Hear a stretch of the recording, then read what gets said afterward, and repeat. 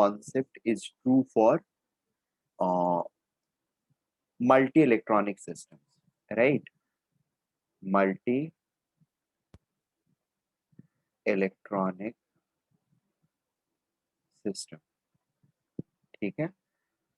And for a uni-electronic system, it is going to be like this. All the different L's or azimuthal orbitals having same principal quantum number, but different azimuthal quantum number will have equal energy. There will be no differentiation in energy of these orbitals. They all will have equal energy if it is a uni electronic system. ठीक है, ये चीज clear हो गई है, कोई issue नहीं है ना? No, sir. Once we have know these facts, then there are 2-3 new terms which we need to know, and then I'll be entering into this electronic configuration.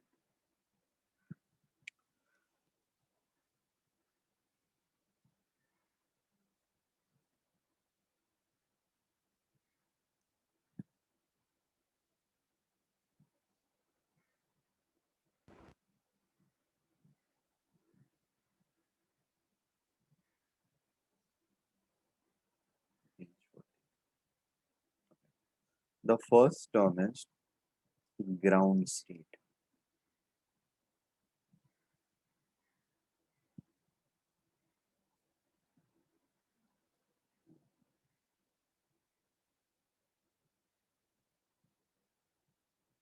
Ground state word हमने पहले भी सुना हुआ है Bohr's model के अंदर. Yes, sir. Ground state क्या होता है, इसका मतलब क्या होता है? Sir, first orbit. हाँ, हाइड्रोजन के लिए first orbit is ground state in Bohr's model. ठीक है, यहाँ पर ग्राउंड स्टेट ऑफ इलेक्ट्रॉन का जब हम श्रोडिंजर्स मॉडल या एडवांस्ड मॉडल में बात करते हैं, तो ग्राउंड स्टेट का मतलब होता है lowest possible lowest energy orbital available for an electron. Electron is its ground state.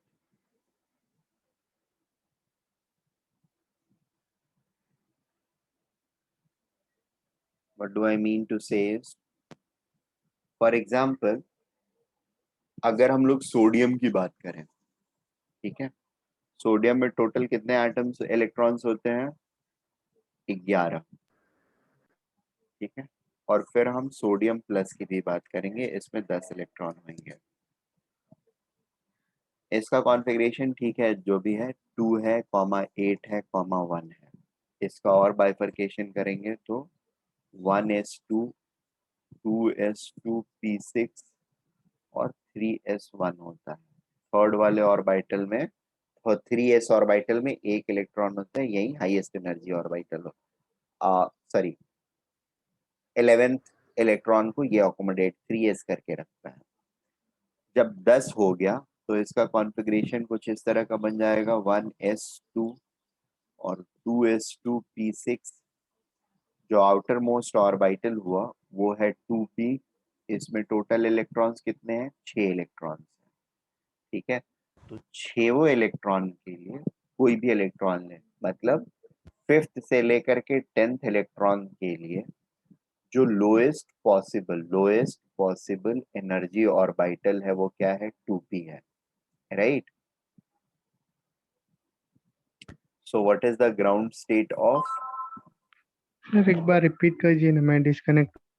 हाँ, मैं बोल रहा हूँ, देखिए, ग्राउंड स्टेट का मतलब होता है the lowest energy orbital available for an electron is it's ground state, और available for an electron in an atom. For an electron in an atom is its ground state. ठीक है. Lowest energy is no doubt it's the fine thing, but इसका interpretation जो है ना, थोड़ा सा हमको ऐसे करना होगा कि we now know that all the electrons are different from each other. After studying the quantum numbers and other things, we now know that all the electrons are different from each other. ठीक है. Not in their look, size or charge, but in their positioning. ठीक है. We can always profile the electrons, right? Electrons की profiling inside the atom is possible depending upon किस orbital में वो है, quantum numbers के basis पर. तो अभी मेरा point सिर्फ ये है कि किसी भी दो इलेक्ट्रॉन्स, दो अलग अलग इलेक्ट्रॉन्स का ग्राउंड स्टेट पहले इलेक्ट्रॉन का और पांचवें इलेक्ट्रॉन का ग्राउंड स्टेट सेम नहीं रहेगा. दोनों के लिए ग्राउंड स्टेट डिफरेंट रहेगा. ये बात मैं आपको रियलाइज कराने की कोशिश कर रहा हूँ. बुक्स वगैरह में जो है वो जनरली हाइड्रोजन वगैरह के लिए दे दिया गया होता है. वो यूनी इलेक्ट्रॉनिक सिस्टम होता है and the concept doesn't become very clear for you students. ठीक है. I am just taking it to a higher level. I am taking sodium. इसके अंदर 11 इलेक्ट्रॉन्स है. 2 इलेक्ट्रॉन पहले ऑर्बिटल में, 8 इलेक्ट्रॉन दूसरे ऑर्बिटल में, ऑर्बिट में, और तीसरे में 1 इलेक्ट्रॉन है. और दूसरे ऑर्बिट के अंदर दो ऑर्बिटल्स बाइफरकेशन से 2s और 2p, उसमें 2 और 6 इलेक्ट्रॉन्स हैं. Now my argument is the only this that for first and second electron in the atom, that is those which are residing in 1s, उनके लिए ग्राउंड स्टेट क्या है? 1s is the ground state, the lowest. First और second electron के लिए ground state क्या है? 1s है. थर्ड और फोर्थ के लिए क्या होगा? The ground state is 2s. Fifth, sixth, 7, 8, 9 और 10, ये सारे इलेक्ट्रॉन्स के लिए ग्राउंड स्टेट क्या होगा? 2p. ठीक है. और 11th इलेक्ट्रॉन के लिए ग्राउंड स्टेट क्या होगा? It will B 3s. बात समझ में आ रही है हम लोगों को? Yes, sir.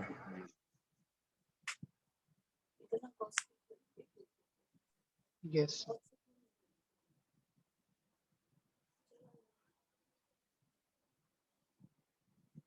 ठीक है. Yes, sir. ये बात समझ में आ रही है हम लोगों को?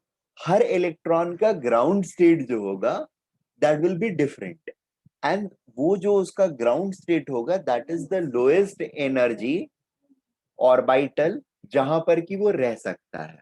ठीक है. अपने ग्राउंड स्टेट के कंपैरिजन में या अपने ग्राउंड स्टेट से हायर एनर्जी वाले ऑर्बिटल में कोई भी चीज मूव कर जाता है या कोई भी इलेक्ट्रॉन मूव कर जाता है, तो we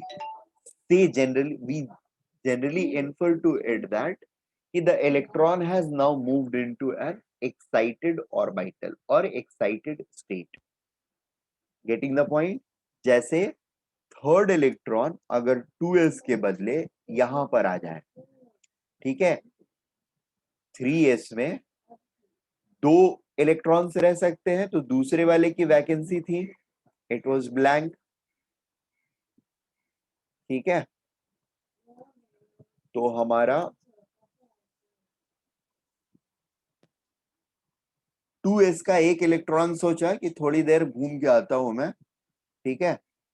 and it came from, move from maybe third और fourth electron, any of them decided to move out and roam around. तो रोम अराउंड करने के लिए वो 3s में आ गया. ठीक है.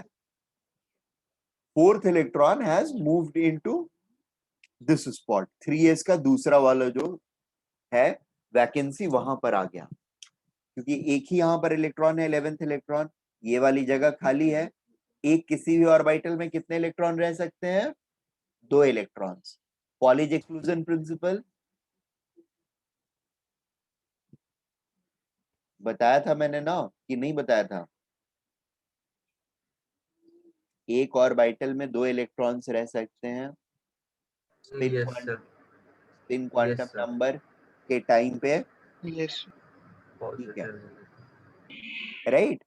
Yes. कोई भी एक ऑर्बिटल में 2 ही इलेक्ट्रॉन रह सकते हैं। अब जितने नंबर ऑफ डीजेनरेटेड ऑर्बिटल्स हैं वो सारी कहानी को तो वो फिर से आएगी, बाद में बताऊंगा। अभी के लिए जो मेरा एम है वो ये आपको समझाना है कि 4 इलेक्ट्रॉन ने डिसाइड किया कि वो अपने ground state which was 2s यहां से मूव आउट करके 3s में जो एक स्पेस खाली है वहां पर थोड़ी देर के लिए स्टे करके आता है।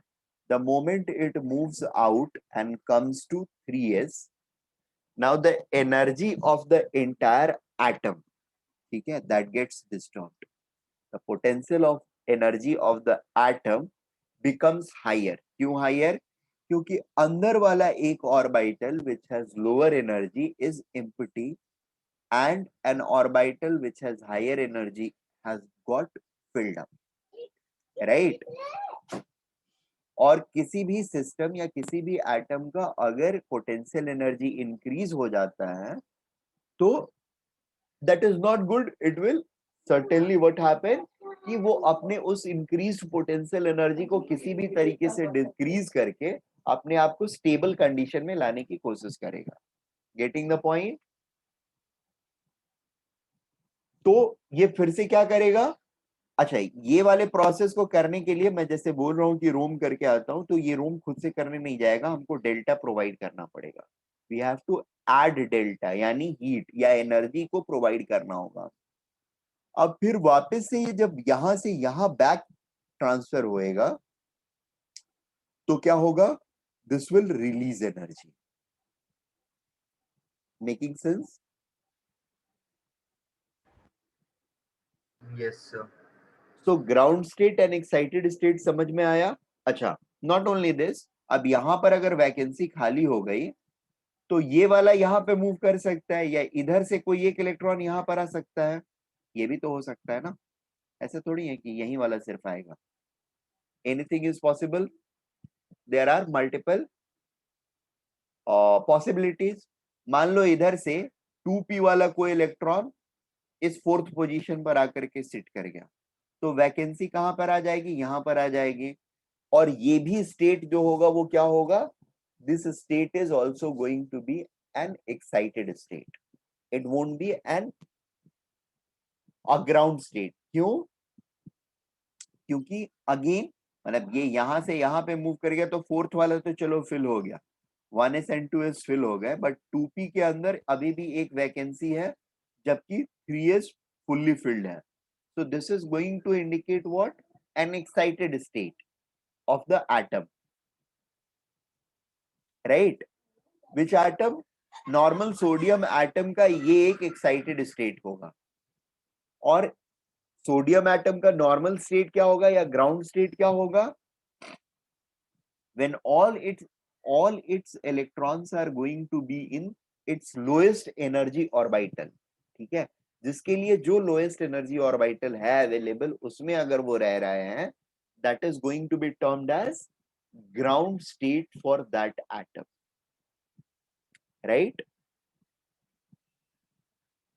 However, whenever we Yes, have sir. a situation where a low energy orbital has been left vacant and the electron has migrated, any of the electron has migrated to a higher energy orbital, despite of the fact that a low energy orbital is lying vacant, this will be termed or referred as excited state, and the atom will be said to be in excited state. Making sense? सारे electrons अगर अपने ground state में रहेंगे, एक electron की अगर बात कर रहे हैं तो जो उसके लिए लोएस्ट एनर्जी ऑर्बिटल अवेलेबल है वो उसका ग्राउंड स्टेट है, राइट ना? और सारे इलेक्ट्रॉन्स की बात करेंगे यानी एटम को ground atom is in ground state अगर बोल रहे हैं, इसका मतलब क्या हुआ, उसके सारे इलेक्ट्रॉन्स ग्राउंड स्टेट में है। ठीक है, एक्साइटेड स्टेट, एक इलेक्ट्रॉन के बारे में बोल रहे हैं तो वो इलेक्ट्रॉन अपने लोएस्ट पॉसिबल एनर्जी ऑर्बिटल से किसी हायर एनर्जी ऑर्बिटल में मूव कर गया है, और उसके मूवमेंट की वजह से वो जो एटम का पार्ट है वो एटम भी एक्साइटेड स्टेट में आ जाता है। ठीक है, सो एक्साइटेड एटम के लिए जरूरी नहीं है कि, इट इज नॉट नेसेसरी कि सारे के सारे इलेक्ट्रॉन्स हायर ऑर्बिटल्स में मूव करें। कोई एक भी अगर मूव कर गया अपने ग्राउंड स्टेट से हायर एनर्जी स्टेट में, तो it will be termed as what, it is in excited state. Making sense? The atom is in excited state. I hope I'm clear. So यहां पर एक पॉइंट लिख लेते हैं, an atom is said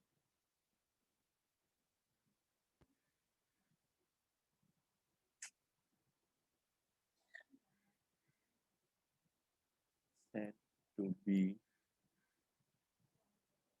in ground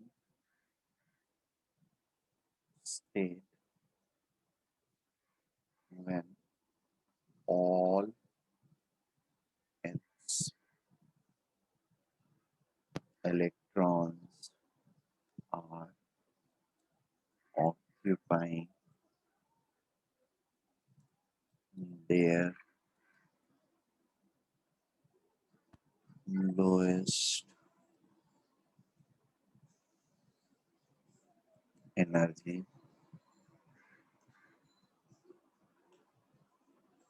orbital available.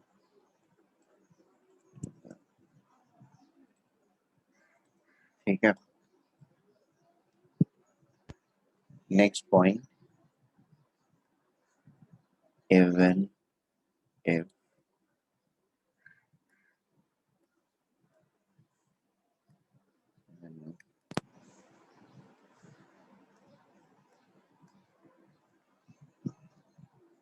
single electron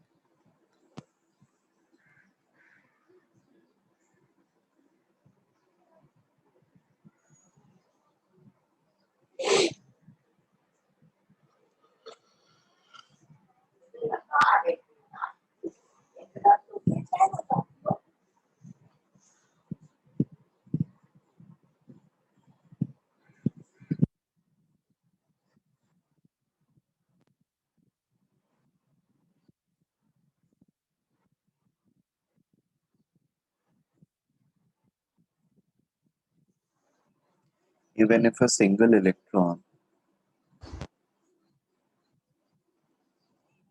moves into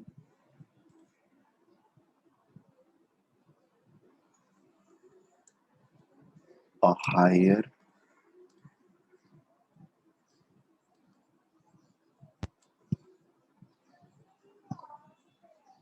energy orbital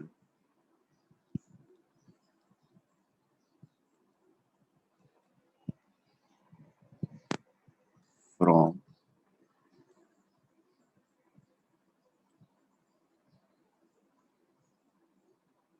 the low energy orbital in which it was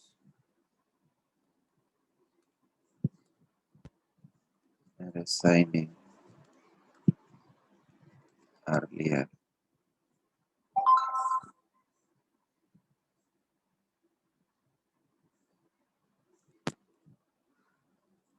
that electron is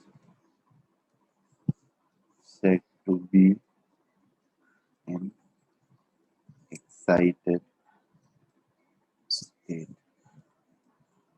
Also,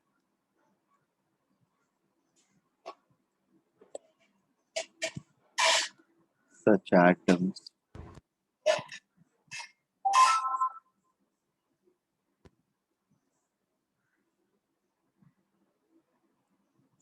are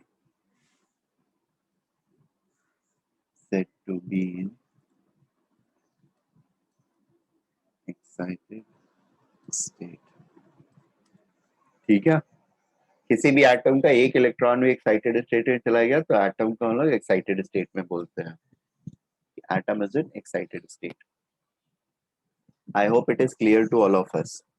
Now I am going to explain two more terms. The first term out of that is ये ionization energy. ठीक है, ionization energy क्या होता है?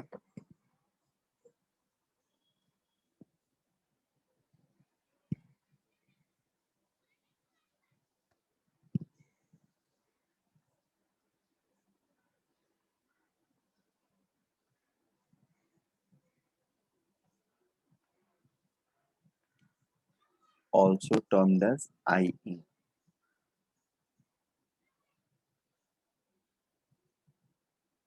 Amount of Sir, energy. minimum amount of energy required to remove an electron.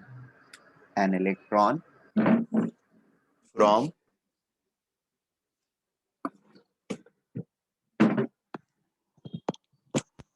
और किसी भी electron को रिमूव करने के लिए क्या? नहीं, Sir, outer most loosely electron. bonded. Outer most electron को उसके ग्राउंड स्टेट से उठा के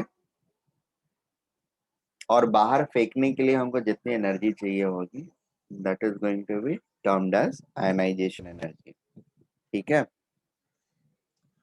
सो Yes, amount sir. Of energy और minimum amount of energy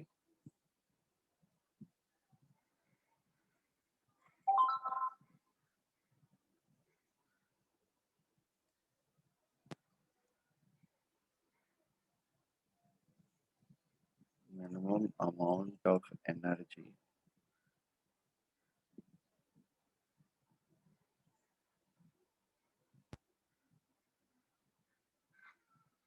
required to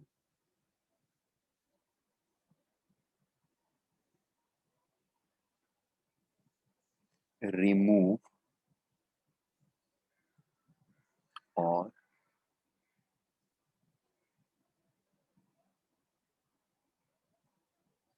shift to infinity from ground state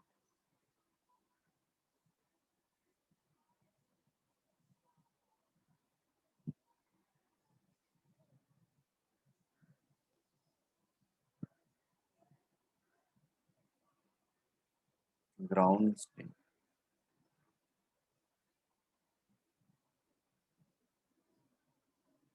to remove or to shift to infinity from ground state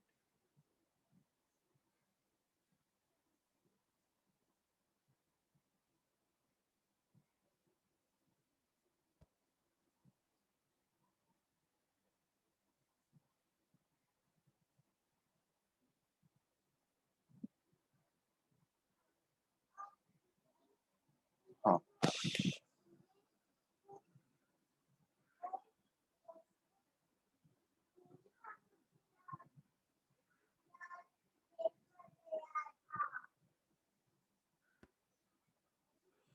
इसको थोड़ा सा modify to remove outermost electron outermost or loosely bound electron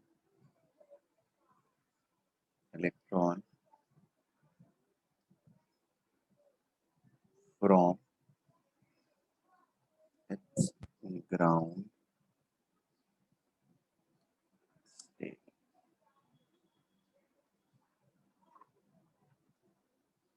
Is it okay?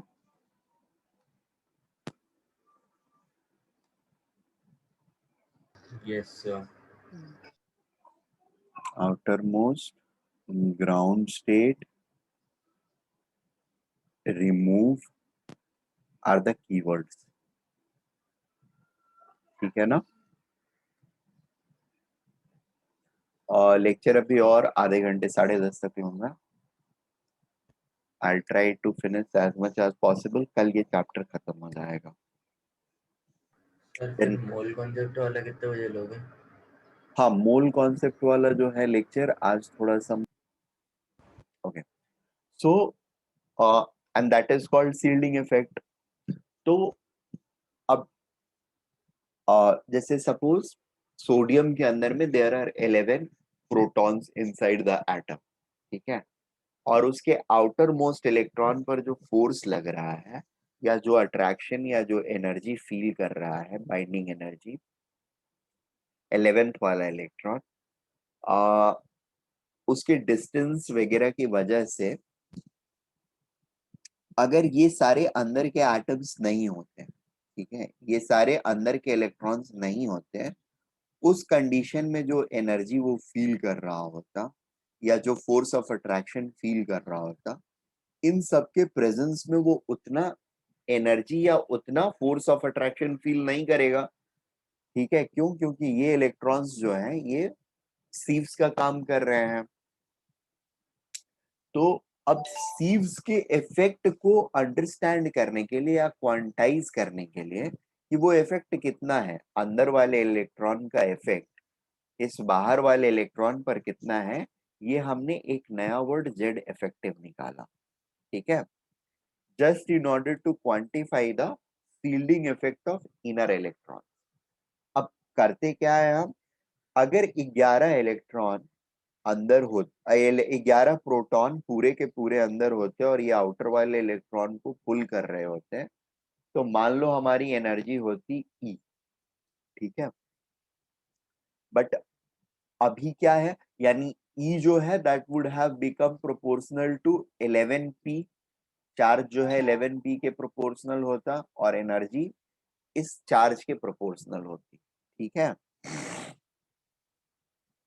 Reality में क्या है, ये सारे के होने की वजह से the energy with which this या the force with which the nucleus is pulling this outer most electron has diminished.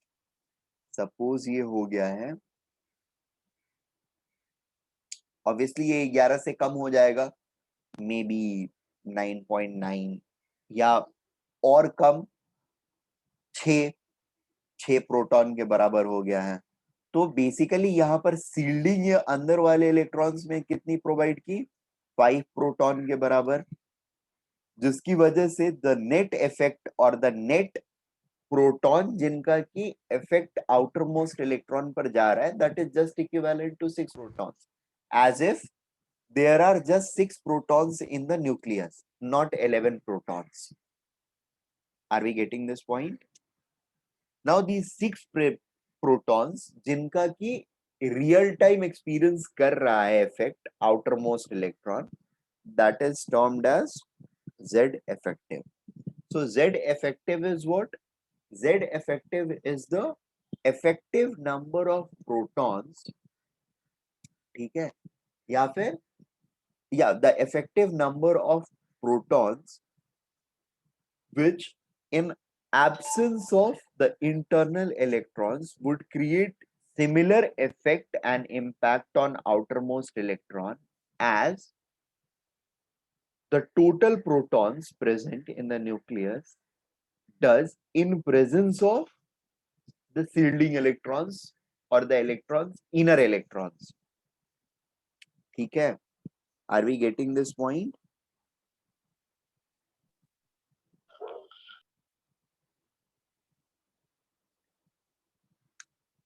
Total electron, total protons अगर मेरे पास 11 है, ठीक है,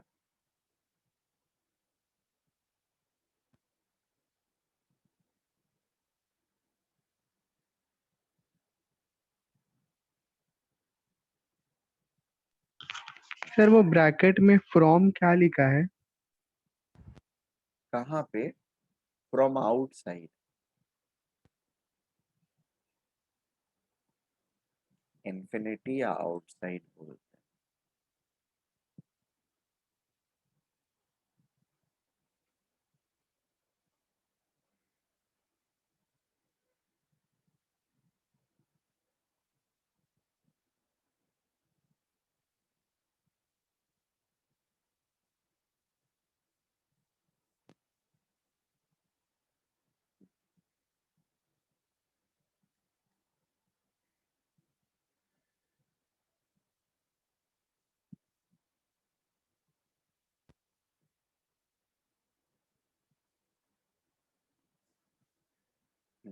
What I'm trying to convey over here is, what is Z effective?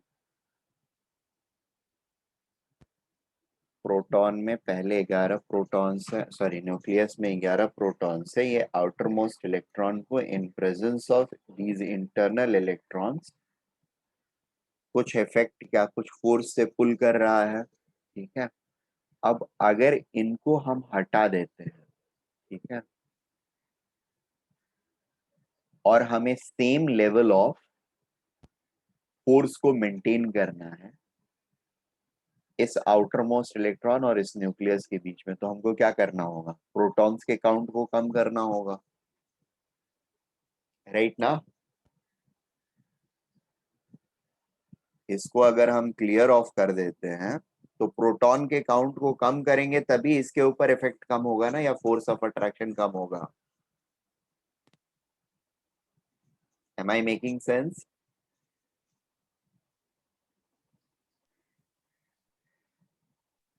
Yes. Force of sir एक बार attraction, repeat करो ना। अरे फोर्स ऑफ अट्रैक्शन क्या होता है? Q1 into Q2 divided by 4 pi epsilon not into R square, यही होता है ना? Yes sir. Yes, sir. तो आउटर इलेक्ट्रॉन्स, अगर ये अंदर वाले इलेक्ट्रॉन्स प्रेजेंट हैं तो इनके प्रेजेंस की वजह से हमारा फोर्स ऑफ अट्रैक्शन वगैरह वीकन हुआ, ऐसा हम मान रहे हैं। ठीक है, और इनको अगर हम हटा देते हैं यहां से तो फिर सेम फोर्स ऑफ अट्रैक्शन या सेम पोटेंशियल एनर्जी अचीव करने के लिए मुझे यहां से नंबर ऑफ प्रोटॉन्स को कम करना पड़ेगा, राइट?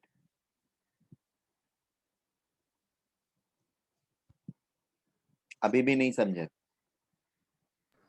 No sir.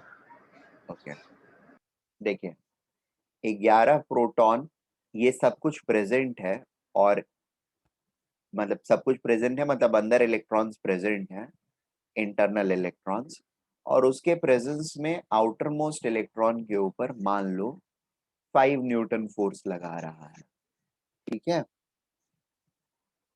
समझा?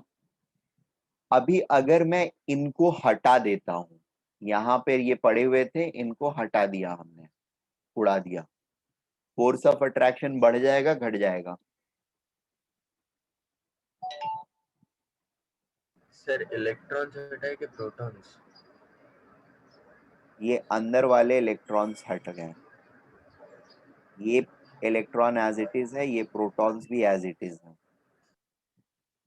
तो इस वाले इलेक्ट्रॉन के ऊपर, सबसे बाहर वाले इलेक्ट्रॉन के ऊपर फोर्स ऑफ अट्रैक्शन बढ़ जाएगा कम हो जाएगा? सर बढ़ेगा। बढ़ेगा। ठीक है, तो मान लो इनके हटाने की वजह से फोर्स जो हो गया नया वाला, वो कितना हो गया? कुछ भी 7 या 8 न्यूटन हो गया। ठीक है, यस सर। अब Yes, sir. मुझे वापस से फोर्स ऑन दिस इलेक्ट्रॉन जो है उसको 5 न्यूटन करना है। ये हट गए, फिर भी मुझे फोर्स को 5 न्यूटन ही मेंटेन करना है, तो मैं क्या करूं? What can I do? Protons हाँ, निकाल दोगे सर, प्रोटॉन्स निकाल दोगे। एक रास्ता है प्रोटॉन्स निकाल दो, दूसरा रास्ता है इसको दूर लेके चला जाऊं, दूर लेके चला जाऊं तो एटम का स्ट्रक्चर डिस्टर्ब होगा, वो नहीं करेंगे, इसलिए हमको प्रोटॉन निकालना होता है। और रियलिटी में हम निकाल नहीं रहे होते हैं। ये जो कॉन्सेप्ट है ये हमको काफी सारी चीजें समझने में हेल्प करता है, रियल टर्म में ऐसे ही हो रहा होगा। ठीक है, तो हम प्रोटॉन्स को निकाल देंगे। ठीक है, यानी 11 प्रोटॉन से प्रोटॉन्स की काउंट कम हो जाएगी, मे बी 7 प्रोटॉन्स पर आ जाए हम लोग। ठीक है, जब 7 प्रोटॉन्स पे आएंगे तो हमारा फिर से फोर्स जो होगा वो क्या होगा, 5 न्यूटन का हो जाएगा। Am I making sense?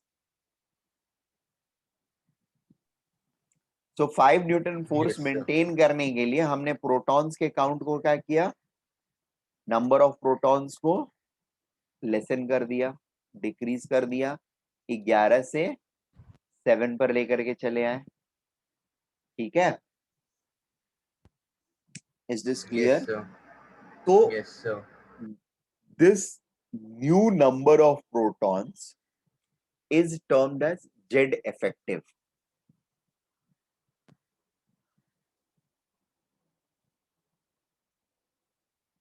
Is it okay?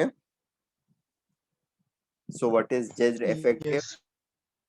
Z effective is modified number of electrons which has, sorry, modified number of protons inside the nucleus which has same effect as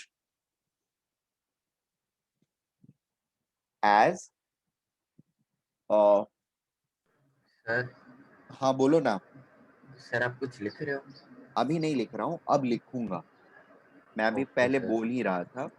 हाँ, तो जेड इफेक्टिव क्या है, the number of protons और the ये modified numbers of protons inside nucleus which will have same impact on outer electrons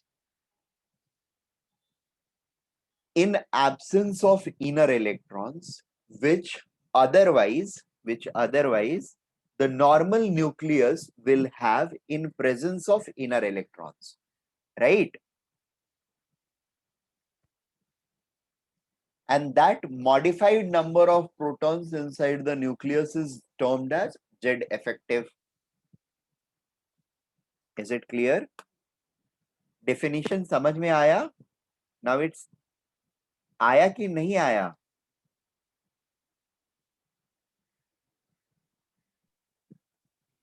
sir थोड़ा थोड़ा है। हाँ, तो थोड़ा थोड़ा ही आता है, मतलब वर्ड्स के टर्म्स में समझोगे तो नहीं समझ में आएगा, ये कॉन्सेप्ट समझ में आया कि नहीं आया? यस सर, वो समझा. हाँ, तो वो समझा तो वो वर्डिंग्स जो है वो आप खुद से फ्रेम करोगे तो आपकी वर्डिंग्स आपको याद रहेगी। मैं एक फ्रेमवर्क दे देता हूँ कि ऐसे लिख सकते हो, ठीक है, समझाता हूँ कॉन्सेप्ट, और फिर जो लिखाने का काम करता हूँ वो इसलिए कर देता हूँ कि मान लो डाउन द लाइन कभी आप भूल गए, ठीक है, कि जेड इफेक्टिव है क्या, तो जब ये स्टेटमेंट्स पढ़ोगे तो आपको वो रिकॉल करने में हेल्प करेगा। ठीक है, these are just there to recall, to make you recall the concept, learn concept। ये इसलिए नहीं है कि आपको डेफिनेशन पूछा जाएगा तो यही वाला डेफिनेशन लिखना है, वो डेफिनेशन आप खुद से जनरेट करके लिख सकते हो। ये हैबिट अब आपको आपके अंदर डेवलप करनी होगी। समझो, यहाँ पे लिखने के टाइम अपने वर्ड्स को यूज करो। बात समझ में आ रही है? इसको याद करके नहीं लिखना है, इसको याद करके लिखने जाओगे तो you will be in trouble. This process will require too much time, too much unwanted time. ठीक है, सो जेड इफेक्टिव क्या है?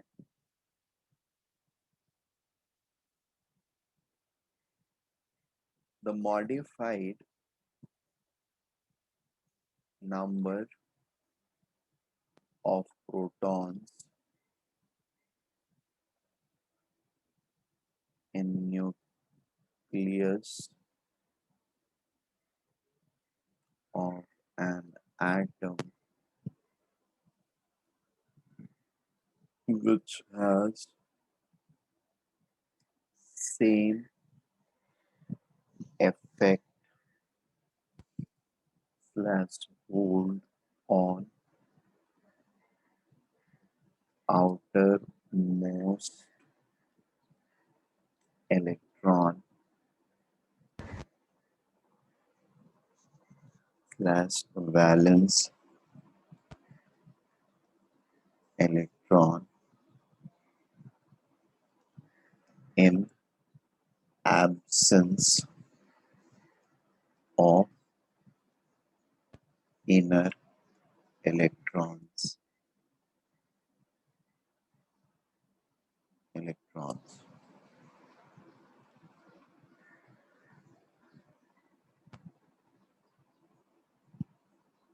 As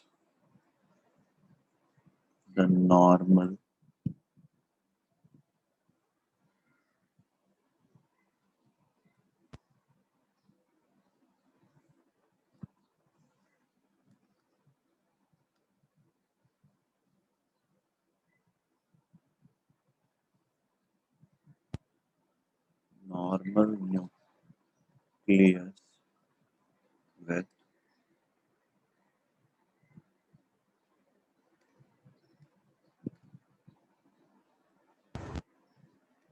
nucleus with all its protons will have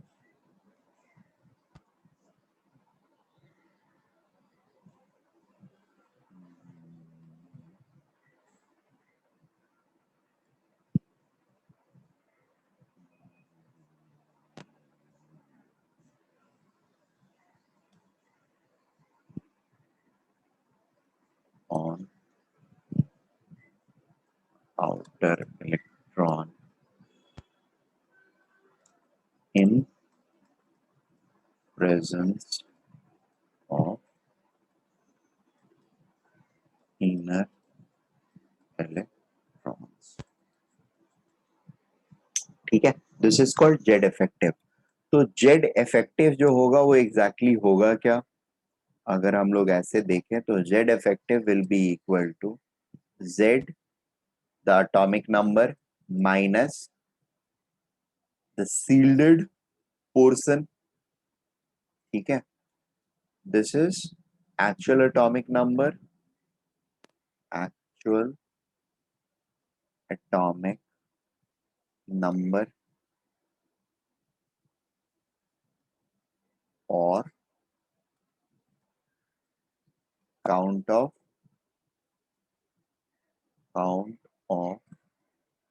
actual count of protons, actual protons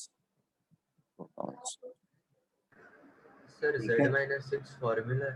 6 नहीं है, this is sigma, Okay, sir. this is sigma. This sigma is shielding factor, SHEILD, shielding factor.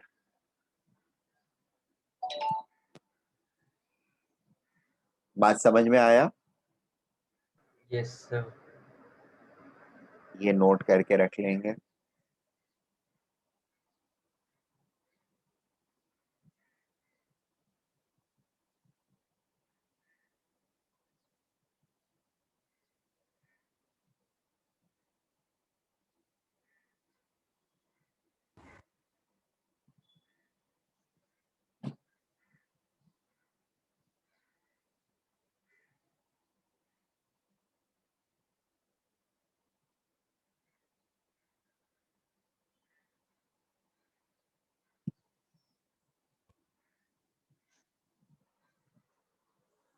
ठीक है, आज के लिए हम लोग यहीं पे रुक जाते हैं। नेक्स्ट लेक्चर में I will be starting with electronic configuration, principles of electronic configuration और फिर इलेक्ट्रॉनिक कॉन्फ़िगरेशन। ठीक है, तो पहले 3 रूल्स अबाउट प्रिंसिपल, ओम्स रूल और एक्सक्लूसिव प्रिंसिपल पढ़ाऊंगा। फिर उसके बाद लिखते कैसे हैं उसको वो बताऊंगा। एंड इनका कुछ और अंदर का जो मीनिंग्स होता है ऑर्बिटल में कैसे कैसे फिल होता है, फिलिंग के टाइम पर क्या होता है, और यहीं पर फिर मैं ये भी बताऊंगा व्हाट इज ये paramagnetic and what is diamagnetic. These are two terms which are used in uh, to represent an atom which has paired or unpaired electrons. ठीक है, सारे इलेक्ट्रॉन्स पेयर्ड होते हैं तो वी कॉल इट डायमैग्नेटिक. अगर सारे paired नहीं है, एक अनपेयर्ड इलेक्ट्रॉन है, तो it is called as paramagnetic.